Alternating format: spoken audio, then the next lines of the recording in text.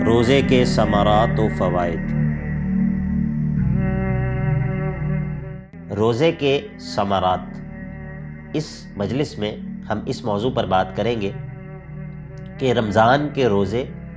اس کے ایک بندہ مومن پر کیا اثرات مرتب ہوتے ہیں، اس سے حاصل ہونے والے فوائد وہ کیا ہیں،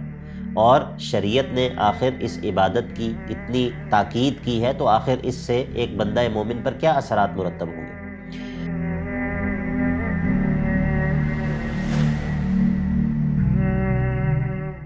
بسم اللہ، الحمدللہ والصلاة والسلام علی رسول اللہ وعلی آلہ وصحبہ ومن والاہ۔ اللہم انفعنا بما علمتنا وعلمنا ما ينفعنا وزدنا علما۔ رب اشرح لی صدری ویسر لی امری واحلل عقدۃ من لسانی یفقہوا قولی۔ روزے کے فوائد میں ایک بہت بڑا فائدہ وہ چیز ہے کہ جس کا تذکرہ اللہ رب العزت نے اس آیت کے اندر کیا ہے کہ جس میں اللہ رب العزت نے روزے کی فرضیت کا ذکر کیا ہے، اور وہ ہے انسان کا اپنے بچاؤ کا سامان کر لینا۔ یا ایھا الذین آمنوا کتب علیکم الصیام کما کتب علی الذین من قبلکم، اے ایمان والو تم پر روزوں کو فرض کیا گیا ہے جس طرح تم سے پہلوں پر کیا گیا تھا، لعلکم تتقون، تاکہ تم بچاؤ اختیار کر لو، یا پھر لعلکم تتقون، تاکہ تم متقی بن جاؤ۔ معنی دونوں صورتوں میں ایک ہی ہے کہ انسان اپنے بچاؤ کا سامان اختیار کر لے، انسان اللہ کے غیظ و غضب سے اپنے آپ کو محفوظ کر لے، اور متقی وہی ہوتا ہے جو اپنے بچاؤ کا اہتمام کر لیتا ہے۔ تو اس آیت سے ہمیں یہ پتہ چلتا ہے کہ روزے کے فوائد میں سے ایک بہت بڑا فائدہ یہ ہے کہ روزہ انسان کے اندر تقویٰ پیدا کرتا ہے، اور اگر انسان کا روزہ انسان کے اندر تقویٰ پیدا نہ کر رہا ہو تو انسان کو جائزہ لینا چاہیے کہ کہیں میری عبادت میں کوئی خلل تو نہیں ہے، کیا میں روزے کو اس کے آداب اور اس کی شروط اور اس کے جو لوازم ہیں ان کا اعتبار اور ان کی رعایت میں کر رہا ہوں یا نہیں کر رہا۔ تو روزے کے فوائد اور ثمرات میں سے پہلا ثمرہ اللہ کا تقویٰ ہے۔ اسی طرح روزے کے ثمرات میں سے ایک بڑا ثمرہ اور اس کے فوائد میں سے ایک بڑا فائدہ یہ ہے کہ روزہ انسان میں اللہ کا مراقبہ پیدا کرتا ہے۔ مراقبہ کیا ہوتا ہے؟ مراقبہ اس چیز کو کہتے ہیں کہ انسان اس بات کو شعوری طور پر محسوس کرے کہ اللہ مجھے دیکھ رہا ہے، اللہ میرے پر نگران ہے، میں اللہ کی نگاہ سے دور اور باہر نہیں ہوں، میں اللہ کے علم سے باہر نہیں نکل سکتا ہوں۔ جس طرح کہ اللہ کے نبی علیہ السلام نے مقام احسان کی جو ہے وہ وضاحت فرمائی تھی کہ وہ یہ ہے کہ ان تعبد اللہ کأنک تراہ فإن لم تکن تراہ فإنہ یراک۔ تو یہ مراقبے کی کیفیت انسان کے اندر روزہ بھی پیدا کرتا ہے۔ وہ کس طرح؟ وہ اس طرح کہ انسان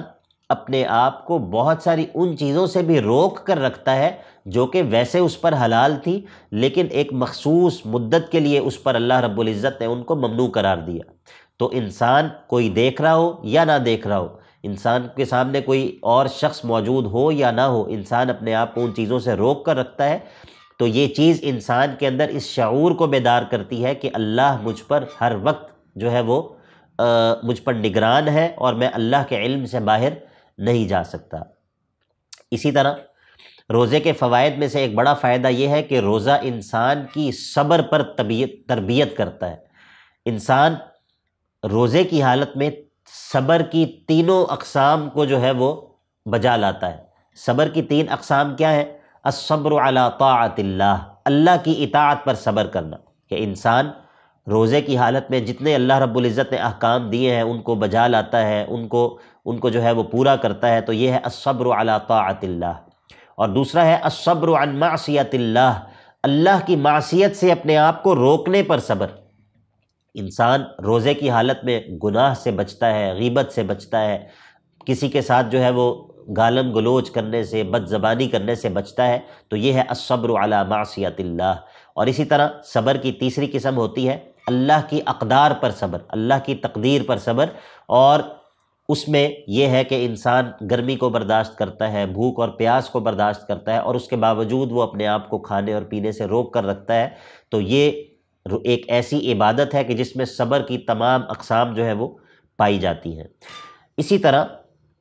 روزے کے فوائد میں سے ایک بڑا فائدہ یہ ہے کہ روزہ انسان کی اچھے اخلاق پر تربیت کرتا ہے، جس طرح کہ اللہ کے نبی علیہ الصلاۃ والسلام نے ذکر کیا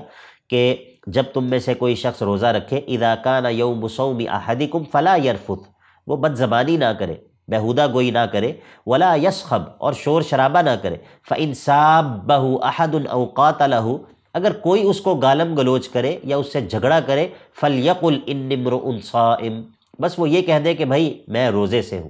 اور وہ اس کی زیادتی کا جواب جو ہے وہ زیادتی سے نہ دے۔ تو انسان کے اندر اچھے اخلاق کو پیدا کرنے میں بھی روزے کا بہت بڑا ہاتھ ہے۔ اسی طرح روزے کا ایک بڑا فائدہ یہ ہے کہ شیاطین کو چونکہ جکڑ دیا جاتا ہے، اور انسان جب خالی پیٹ ہوتا ہے تو اس کے اندر جو ہے وہ